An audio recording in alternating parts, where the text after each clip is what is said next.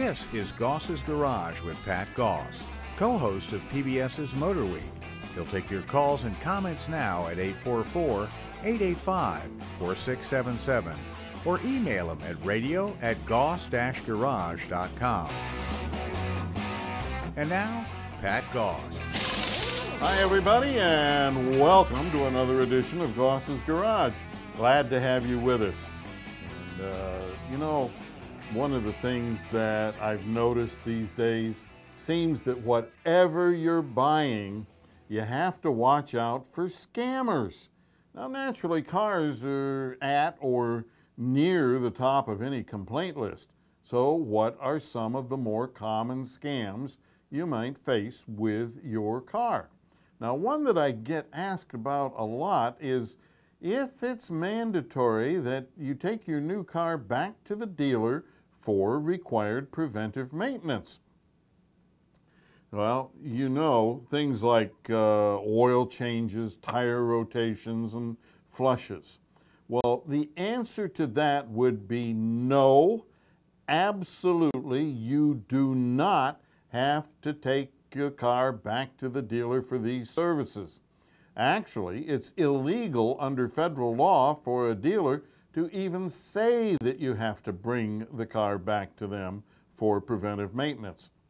In 1975, the Federal Trade Commission became so fed up with warranty scams, they drafted and Congress enacted the Magnuson-Moss Warranty Act. Now, this law requires all businesses, including automobile manufacturers and dealers, to follow certain rules regarding their warranties, including explaining in writing specifically what the warranty covers and in some cases what it does not cover, or as they're called, warranty exclusions. What the specific term of the warranty is and what will terminate the warranty. But more than anything, the Magnuson-Moss Warranty Act protects against tie-in sales and voiding the warranty if you install aftermarket parts. Now, tie-in sales are where the manufacturer or dealer requires you to use specific parts or their shop for preventive maintenance.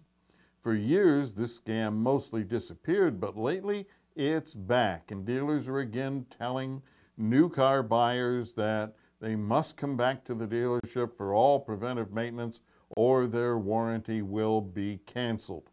This is totally illegal, and if a dealer ever says you must bring that new dream car you're buying back to their shop for warranty maintenance, it's time to fall out of love, stand up, tell them they're full of it, and walk out. There are plenty of dealers and plenty of cars, so there's no need to be screwed over for one mass-produced car out of thousands of mass-produced cars. Other things the Magnuson-Moss Warranty Act states is that it does not apply to oral warranties, only written warranties, so make sure your warranty is written and not verbal. Another thing to know is that this protection applies to vehicles and products for personal use only. Then, don't forget that the law also prevents a dealer or manufacturer from voiding your warranty if you use aftermarket parts unless they can prove the aftermarket part was directly responsible for the failure of an under warranty part. And last but certainly not least is one of the biggest and most legendary fake warranty ideas ever conceived. Millions of consumers, and I hope you aren't one of them, have the idea burned into their brains, I guess, that if they don't like a car, they have 3 days to return it. Wrong. Oh, so completely wrong. The 3-day rule only applies to in-home purchases from unsolicited salespeople. In other words, if someone knocks on your door and sells you a new superpower super sucker and you find out it truly sucks, well, you do have 3 days to cancel the deal. But not on cars. Once you sign the papers, it's yours, baby. All yours. All right. Now, joining me in the studio. You feel better now, Pat? Yes, I really do. Our good friend Lyndon Abel from Rommel Harley Davidson in Annapolis. Lyndon, welcome back to the show. Thanks for having me, Pat. All right. What would you like to talk about today? Well, there's lots of things we can talk about, but would it be okay for me to touch a little bit on what you just talked about? Yeah. Okay, so there is a lot of confusion with that, the confusion that you discussed, but specifically in my world, I've had people come in and tell me that they can put whatever exhaust system they want on their motorcycle, and you know, it's right here in the Moss-Magnuson Warranty Act that I can use any exhaust system I like, and the motor company has to cover this. So that goes back to that caveat, right? That if you can prove that the part that was the aftermarket part that was installed caused a problem, then, you know, poof, game over. And that's pretty easy with an exhaust system that flows substantially more than the OE exhaust system without compensating for any tuning. And so there's been a lot of confusion, especially recently, because Harley-Davidson has made it clear on their 17 models, after a real tussle with the EPA, that only EPA-approved tuners are okay to put on those motorcycles to compensate for any other changes in intake or exhaust. And unfortunately, the only EPA-approved tuner will compensate, you know, only minimally. So before anybody starts throwing exhaust systems on their car or their motorcycle without compensating appropriately, do talk to somebody who's going to be honest with you and give you the full scoop. Don't assume that, I mean, this was really to prevent dealers from requiring you to use specifically their parts, not to prevent manufacturers from telling you to use good quality parts or the parts that are going to do the job the way they were intended to do it. As I know you know, but there is just a lot of confusion about that out there. Oh, yeah, absolutely. And with the proliferation of garbage parts and all of these tuners that, you know, they're imported, a lot of them, and they promise miracles and so on. And for those of you who don't know what we're talking about on a tuner, you may be out of the loop, and they used to be called chips. You talk about putting a new chip in your computer and so on. Well, today you don't do that. What you do is either an inline or a whole new box that is a tuner, and typically you can tune some of them using a laptop or something like that, or some of them have fixed parameters in them, and those are the ones you really got to be careful of, because some of them are imported and they're really garbage. Yeah, and the add-on boxes can sometimes be an issue with connections, right? The piece itself may work adequately, but I mean, this stuff is really pretty complex, and so getting some good advice from somebody who's A, knowledgeable and B, honest is really critical. And you know, we could talk about this stuff for hours and still not cover every topic. So, you know, it's really important that you just talk about that. And but I hear, you know, the Warranty Act brought up regularly from people who use that as a justification and say, well, I can put any exhaust on it I want. And it's like, yeah, it's a free country, you can do that, but that will cause a problem, you know, if it flows differently. I think another piece of confusion is that some people think that fuel injection will compensate for whatever you put on there, and of course it totally depends on the parameters of the fuel injection system and how that's set up. But in Harley-Davidson fuel injection system, what it can compensate for is very narrow range, and so if you increase the flow of the exhaust substantially, then the bike's simply going to be running way too lean, and that will, not might, will cause a problem, and a potentially catastrophic problem. Like burnt valves or grenaded pistons, and yeah, the thing that, depending on which one goes first. Right. which came first, the chicken or the egg, the valve or the piston? Right. But we see that. Sometimes they meet. Yeah, That's they never do. pretty. And we see some of them that come in once in a while, you tear an engine down, and it literally looks like somebody took a cutting torch and cut this beautiful notch right through the valve. And that's just because it's too lean, extreme temperatures, and valve doesn't seat quite right or something, and that pressure just literally is like a cutting torch. Yeah. So yeah, not pretty. No, not at all. And then the customer is usually all up in arms about, you know, why Who can I blame? Right. It's not me. Who do I pick? Right. Well, who put the exhaust system on? Right, exactly. So, you know. All right, we'll take a break. If you have a question for Lyndon or myself, by all means, give us a call. We'd love to talk to you. We'll be right back. And that number is 844-885-4677. We'll be right back. Stay tuned. Pat will take your calls next at 844-885-4677. Goss's Garage continues in a moment. Never drive with a bad attitude. I know that's hard with so many stupid, distracted, aggressive, and just plain rude drivers on the road, but it really is the safe thing to do. I drive a lot, and I used to see reckless, rude, or aggressive drivers maybe once a month. But today, it seems like every other driver is doing something stupid. When it was sporadic, it wasn't so hard to deal with, but now it seems like there's always an idiot 3 feet from my rear bumper or weaving into my lane or cutting me off. Distracted? Probably. Dangerous? Absolutely. But there's nothing to do except drive defensively and not aggravate other drivers. Much as I'd like to, I don't middle finger the offending driver, and definitely don't hit my brakes to scare a tailgater. Initially, these situations may be simple mistakes, but an aggressive response to a mistake can escalate it into a personal confrontation, which can easily turn into road rage.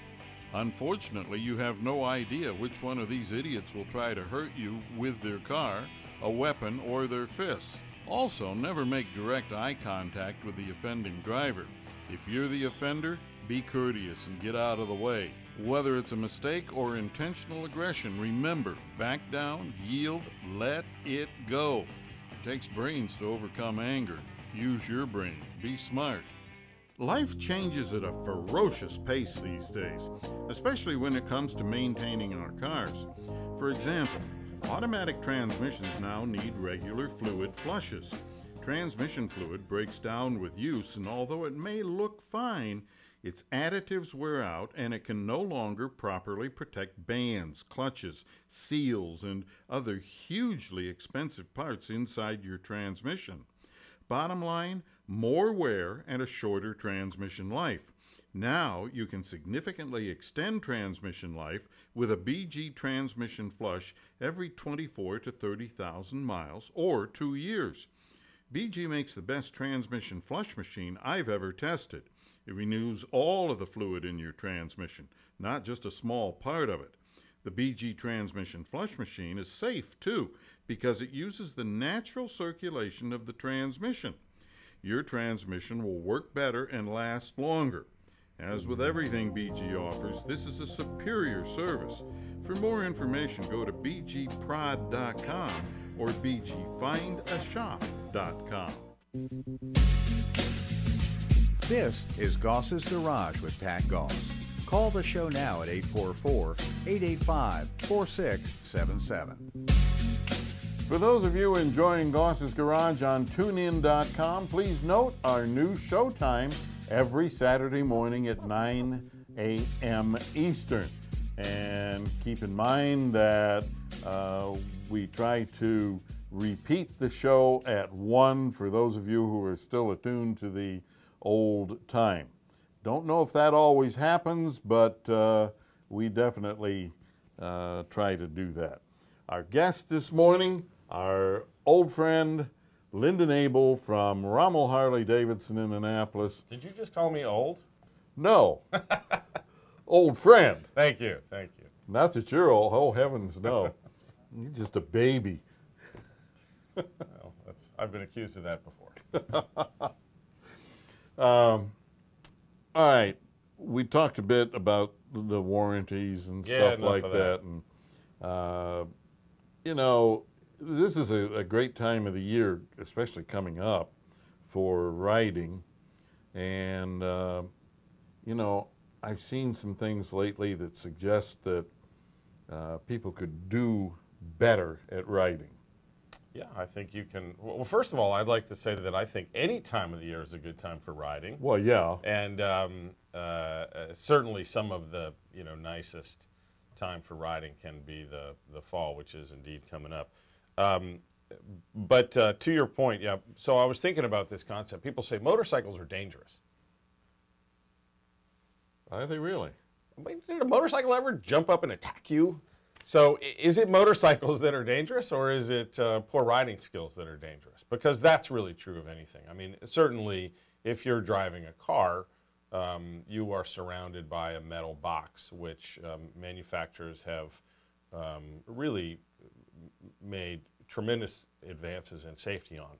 So you are incredibly protected from your stupidity and other people's potential stupidity.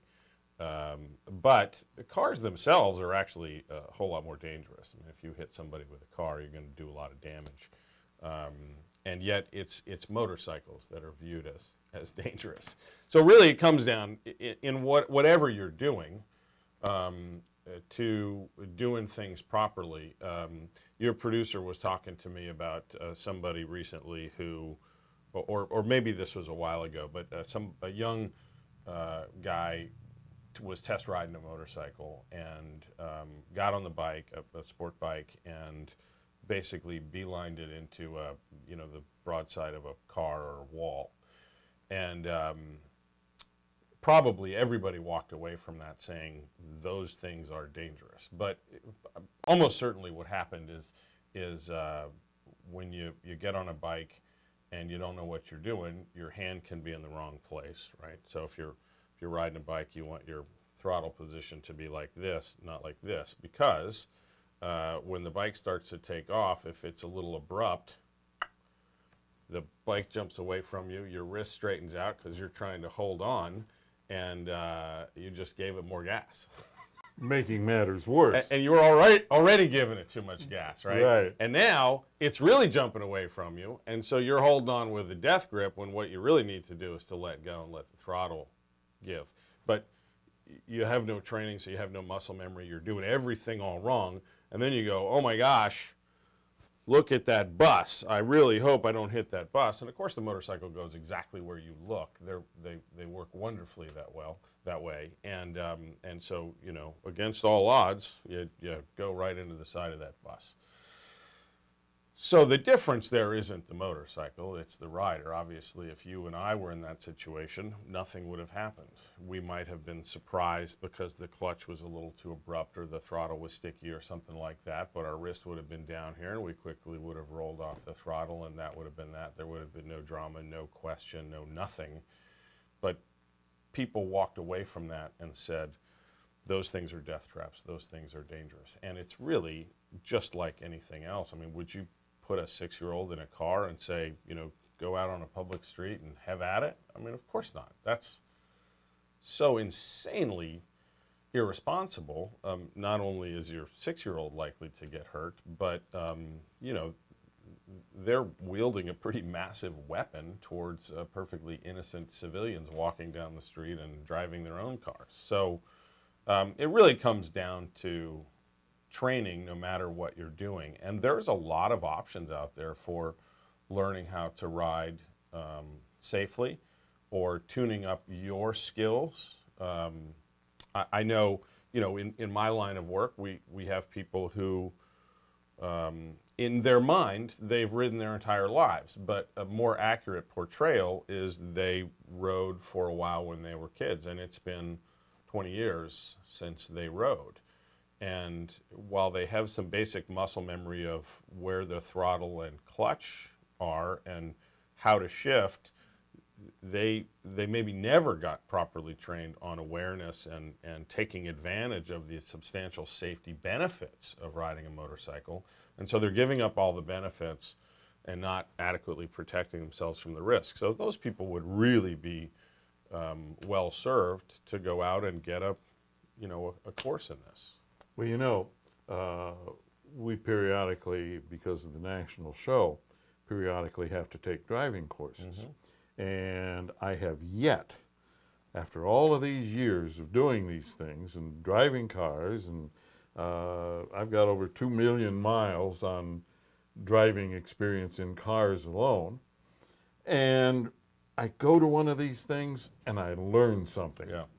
And sometimes, I mean, I don't want to speak for you, but my guess is that some of the things you're learning, you knew, right? You knew before. Right. But you weren't actively using it. Yeah, they're buried someplace back there. And so, there is the temptation. You could have said, yeah, I know that.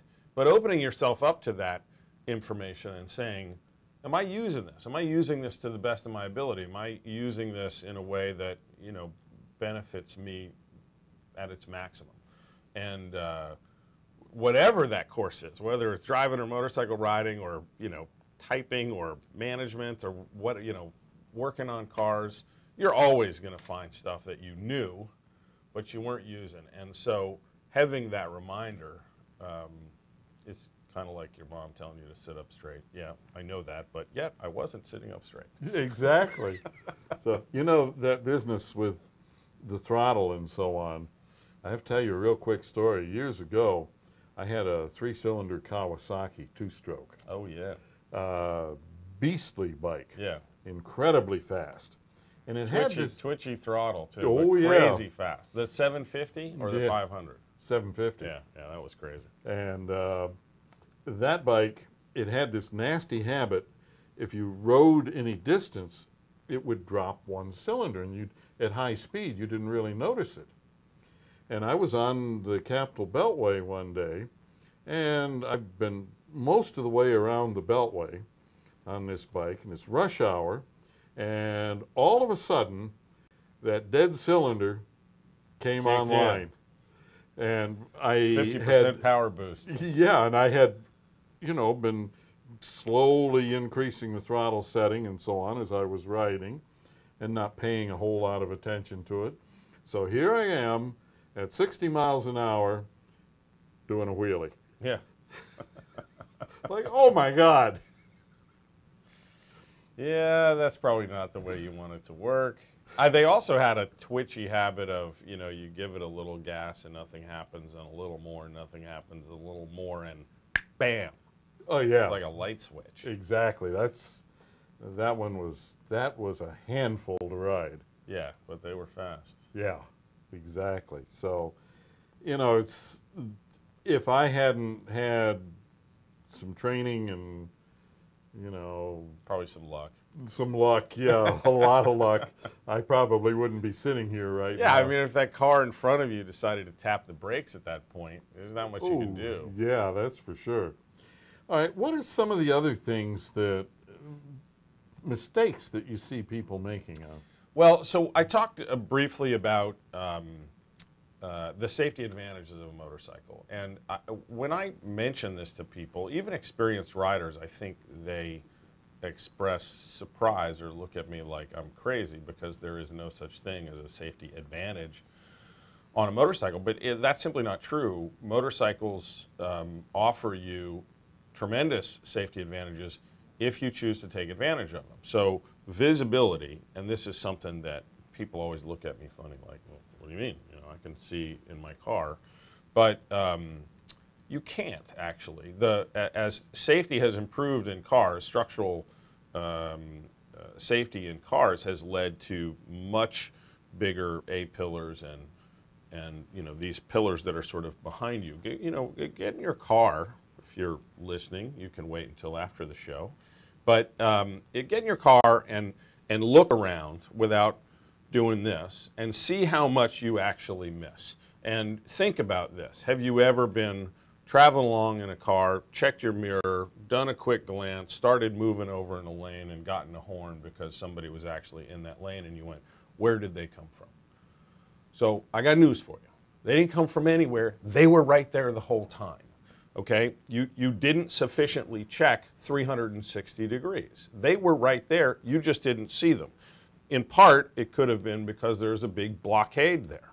In part, it's because your mirrors and your front vision don't give you 360 degree awareness. But on most motorcycles, your mirrors and your forward vision can give you 360 degree awareness. And doing this, you're not going to pass any pillars. It's very easy to get 360 degree awareness. And if you choose not to use that, you're putting yourself at a disadvantage. If you choose to use that, you will never be in a position where you go, where'd that person come from? You see that stuff happening 30 seconds in advance. And I hear from people that go, well, you know, my reflexes aren't as good as a young person, so I don't feel like it's as safe for me to ride a motorcycle. And reflexes are of such minimal importance when, in my opinion, when it comes to driving or riding. Awareness can tell you what's going to happen 30 seconds ahead of time. Reflexes can speed up your reaction by, what, a quarter of a second, a tenth of a second, maybe a half a second. But most people's reflexes aren't so slow that it takes them, you know, a second or 2 seconds to process something. But anybody who's choosing to be fully aware of their surroundings can see those problems occurring, you know, 10 seconds before they occur. That guy that's going to jump into your lane right in front of you, he didn't drop out of the sky and jump into your lane. He was acting like a twitchy jerk while he was coming up beside you. And you can, if you pay attention to those things, and I mean, I do this every day. If you pay attention to those things, you can predict that that guy's going to jump in there well before it happens, slow down, speed up, move over, and when he does what you know he's going to do, you're just not there anymore. And that is a huge safety advantage. There's others, but that's the biggest one. All right. Okay, folks, more with Lyndon Abel from Rommel Harley-Davidson coming up. And we're also going to talk to Marvin from Manassas. We've got a BG Products question. All coming up here on Goss's Garage. Operators are standing by to take your call for Pat at 844-885-4677. Goss's Garage continues in a moment. I get lots of air filter questions, and one of the most common deals with why air filters need to be replaced so often. Well, actually, they usually don't, yet many drivers wind up buying a new air filter at every oil change, which is utterly ridiculous. Drivers say techs tell them if they don't buy a new air filter, they'll waste a lot of gas. Maybe that statement comes from ignorance or maybe dishonesty, but either way, you lose. Decades ago, dirty air filters did waste gas, but today, not so much. Cars now use a sensor to measure the air coming through the air filter, and computers to mix exactly the right amount of gas to match that air. So even though a dirty air filter reduces airflow into the engine, it doesn't affect gas mileage because the computer is always precisely matching fuel to the incoming air. In other words, a dirty filter means less air, and less air means less gas, so there's never an imbalance between air and fuel. Certainly when a filter gets really, really dirty, it can cause performance problems, but even then it may not affect gas mileage. So how long do air filters last? Unless you drive in really dusty conditions, air filters usually last 30 to 60,000 miles. Overselling of air filters is an enormous problem, and the best way not to be taken is to learn how to check your own air filter and check it twice a year. I get lots of questions about BG products, many about specific products or services like, is BG 44K really that good, or are BG transmission, cooling system, and power steering flushes actually necessary? But most popular of all, do I use BG products in my cars? Well, the answer to all of those questions is yes. A regular schedule of BG flushes and chemicals will deliver the longest possible life from all the lubricated and fuel delivery parts on your vehicles, and Do I use BG products? You bet I do. I drive nice cars, and I drive a lot. Plus, my live radio and TV shows mean that my cars have to be absolutely reliable. A no start from dirty fuel injectors or a failed transmission just isn't acceptable in my life. Remember, deposits and dirty fluids ruin expensive parts. For reliability like I demand, visit one of the quality shops that sell BG products and perform BG services. To find a BG professional near you, bgfindashop.com. Now, back to Goss's Garage with your host, Pat Goss. This portion of Goss's Garage is brought to you by BG products, and yes, I do use them. Yes, I sell them here in my shop, and I love them. All right, Lyndon Abel, Rommel Harley Davidson in Annapolis. Lyndon, well, wait a minute. We've got a phone call here. Yeah, let's do waiting, that. right? Yeah. Let's go to the phones. Talk to Marvin from Manassas. Marvin, welcome to Goss's Garage. Thank you very much. My question has to do with the fact that a 2007 Honda Odyssey has the transmission filter inside the transmission case. So is it still safe to use a BG type product to flush the transmission? Oh, yeah, absolutely. Virtually all transmissions have the filter inside the case, although some manufacturers are doing away with filters and just putting screens in there. But the BG flush, transmission flush, will actually clean the filter. We recommend that at around 100,000 miles, you drop the pan, put a new gasket on it and so on, and just check for foreign material, bits of plastic and stuff like that, that may indicate that something is going wrong with the transmission. But other than that, we don't drop pans on transmissions anymore. All that typically does is lead to leaks. Okay, well, thank you very much. Absolutely. All right, yeah, transmission flushes. Oh, what a boondoggle that can be. Anyway, back to safety on a motorcycle. Yeah. So we talked about the tremendous advantages of awareness and how much easier that is to achieve on a motorcycle. So that's one of the, sort of three main safety advantages. Another one, and this, just like awareness, has to do with the rider taking advantage of it, is maneuverability. Typically on a motorcycle, you can accelerate more quickly, you can brake more quickly, you can move around a little bit more because you don't take up an entire lane. If there is something coming up, you can move right or left and still be within your lane. So all of those things can present a substantial safety advantage. If a car swerves, pretty soon, it doesn't take more than a few inches before you're in somebody else's space. Motorcycle can swerve several feet generally and still be within their own space. So that's a real advantage. And then the third, people always chuckle at this one, it's you present a smaller target. But that's true, right? If somebody's going to hit you, they're generally not aiming at you. They hit you by mistake. And if you're a car, again, you're taking up the whole lane. If somebody cuts into your lane,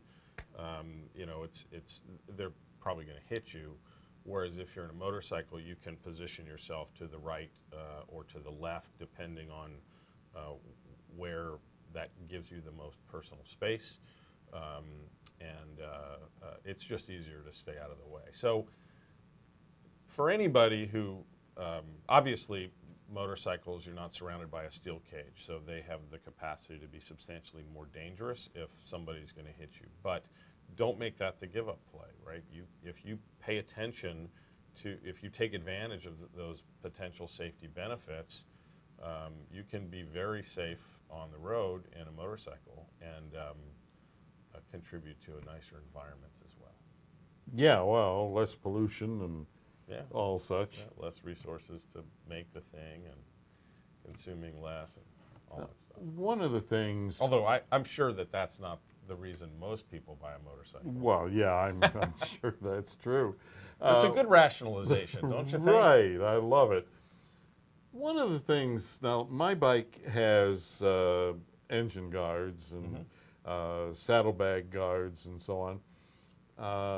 They add something if you were to be in an accident, don't they? Yeah, I mean, the original name for those was crash bars, and when you first saw those on motorcycles, it was probably the 20s or the 30s, and they're now called engine guards, and I'm sure the lawyers out there had something to do with that, because somebody said, well, wait a second, it didn't protect me in a crash, I'm suing you. So they said, well, we got to rename it. But obviously the only thing that it probably has nothing to do with is guarding the engine. You know, on an inline 4 Japanese motorcycle where the engine is really wide, you know, you can have those guards and so forth to protect the engine. But, you know, on a Harley, it's pretty narrow, and that's not what it's protecting. And, yeah, in certain cases, that can be really helpful. I mean, sort of the classic thing that most motorcycle riders have been involved in is they come up to a stoplight and they're not completely vertical and they're sort of out of shape, or they're not paying attention, or they put their foot down and there's some sand there, something like that, and you have that kind of boom tip over where, you know, you're unlikely to get hurt at all, you know, maybe a bump on your elbow or whatever. But if the engine guard isn't there, you know, the whole thing goes over. It's harder to lift up. You could end up with your leg stuck under something, and you're trying to get the thing pushed out of the way so you can get up and pick it up properly, and then it's all the way on its side, so picking it up is more of a hassle. With the engine guard, it, you know, drops it closer to a 45-degree angle. It's easier to pick up. Your leg isn't pinched. And in a low side accident, meaning you're you start to go down and just go down to that low side, and you're sliding along, if the engine guard and saddlebag guards are there, that can sometimes be a substantial protection. Yeah, save some skin. Don't call me, you know, if you're a lawyer. I didn't promise any safety benefits. But yeah, it's certainly people's knees have been helped out by things like that. You know, years ago I used to do new product introduction for General Motors. Okay, yeah. And forever, since an automobile was invented, the partition behind the engine was the firewall. Well, I'm referring to it as a firewall. All of a sudden, I got this big group of people, a couple thousand people. Up comes this attorney.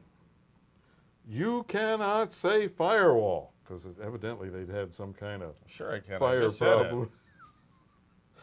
He says, you need a different word. He says, the proper name is back of engine compartment bulkhead.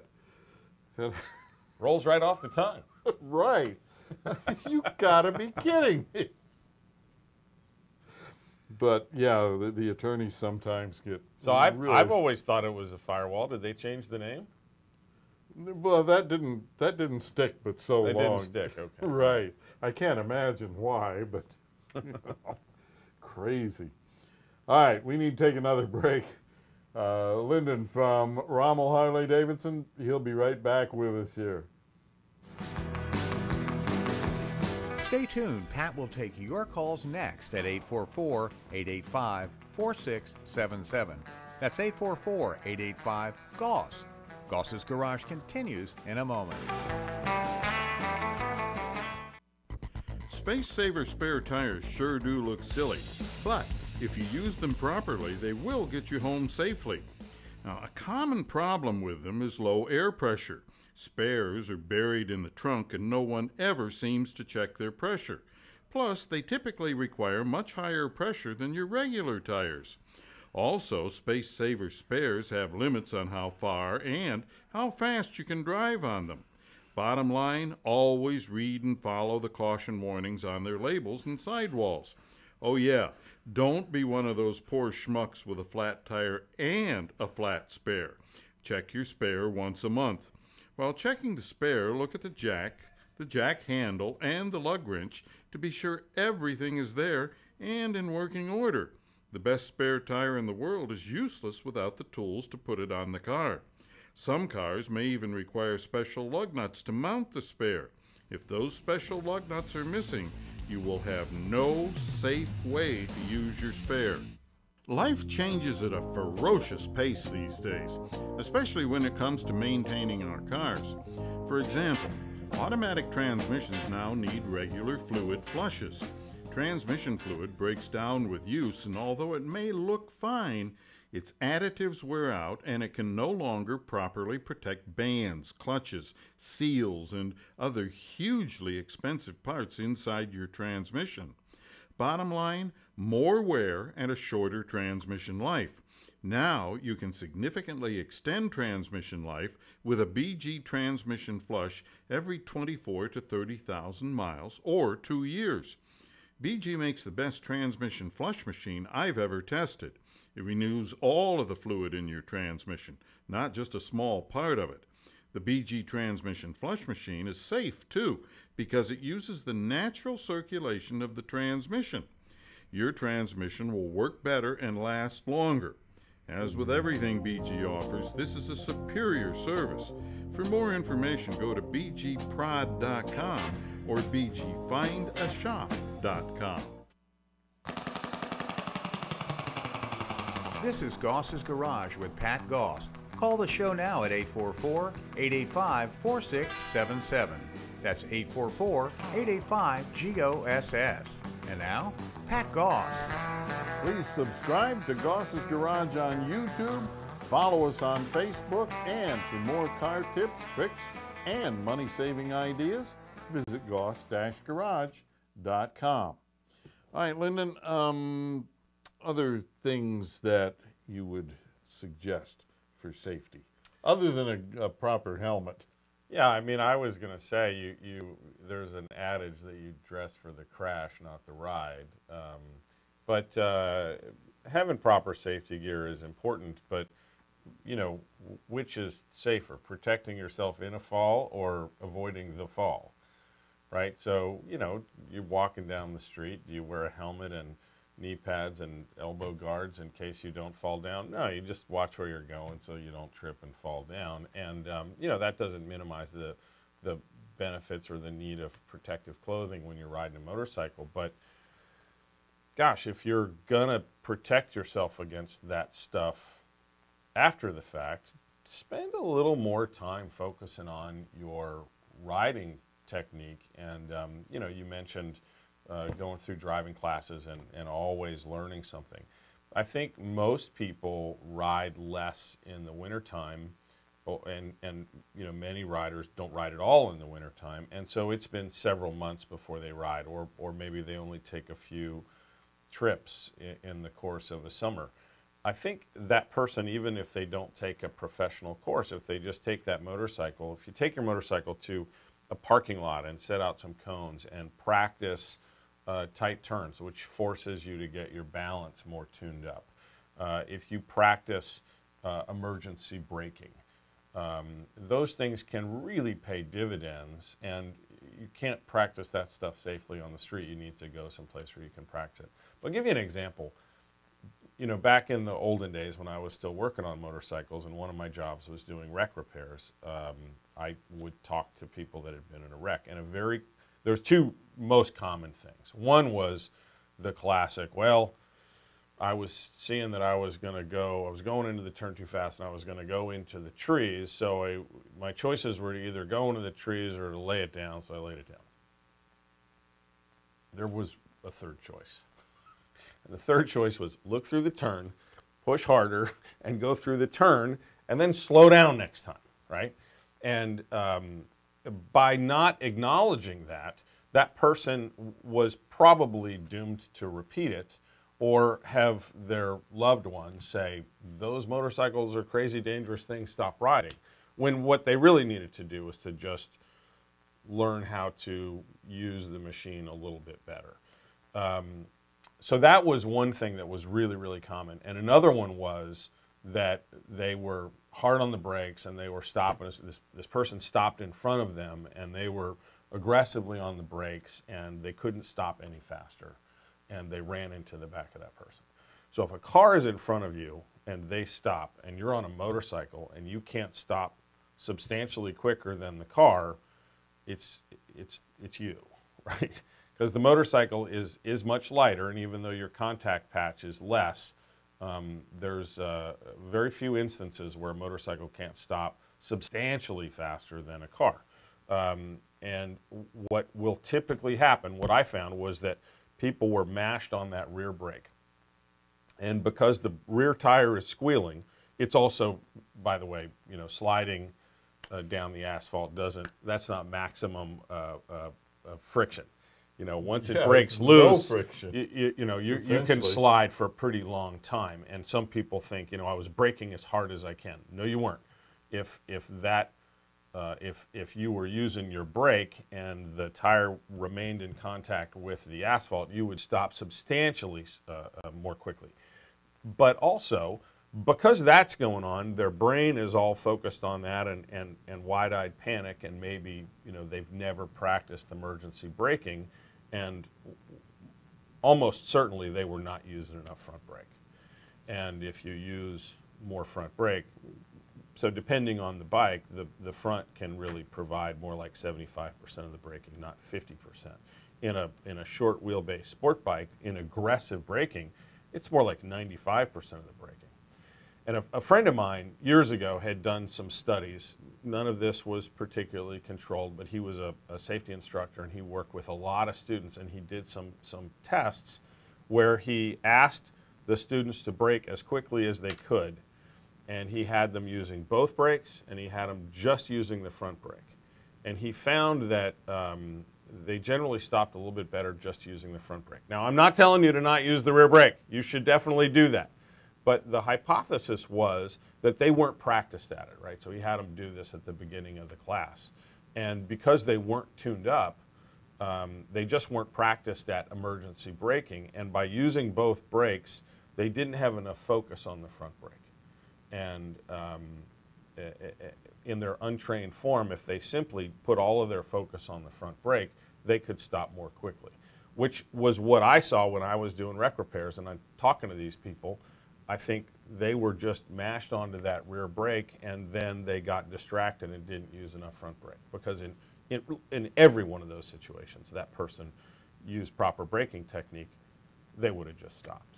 Well, that's, you know, before ABS on cars, we used to, when we go to the track, to get stopping distances, we practice what's called threshold braking, which is bringing it right up to the point where it's ready to break loose and lose traction, and just modulate it right there, and you can cut down your stopping distances immensely. Sure. I mean, that's where you want to be.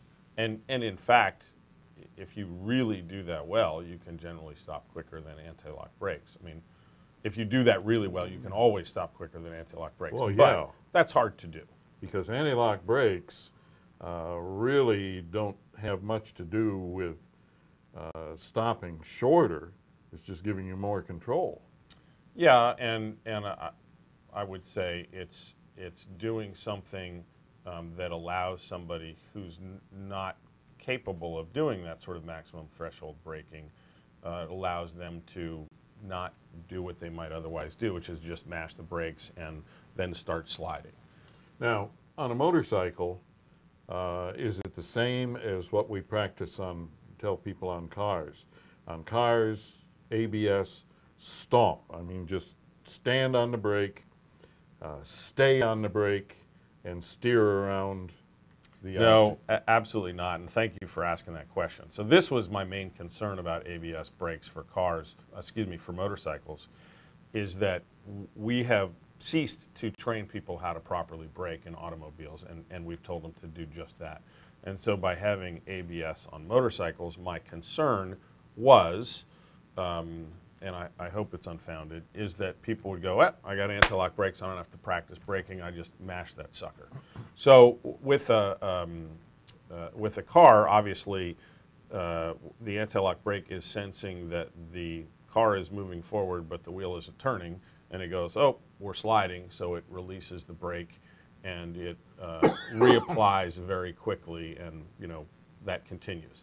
So that works great. And on a motorcycle, it works exactly the same way if you're going straight. But if you're in the middle of a turn and you're heeled over and you grab that, you also have side forces. And so if the wheel stops spinning, you start to slide out. And even if it releases and re-grabs, you've already created this pretty severe problem. So what I tell people with anti-lock brakes on motorcycles is that you should focus on braking the same way that you would have without anti-lock brakes. And if the anti-lock system kicks in, you're doing it wrong. Stop doing that. Don't do that again. And that's just sort of a whack on the side of the head that you screwed up, and don't do that. And I think that works pretty well as long as, as a group we're successful at communicating that to riders, because again, we've trained people in cars to just stomp, and we got to make sure that we communicate effectively that that's not the goal with a motorcycle anti-lock system. Well, it really shouldn't be the goal with cars either.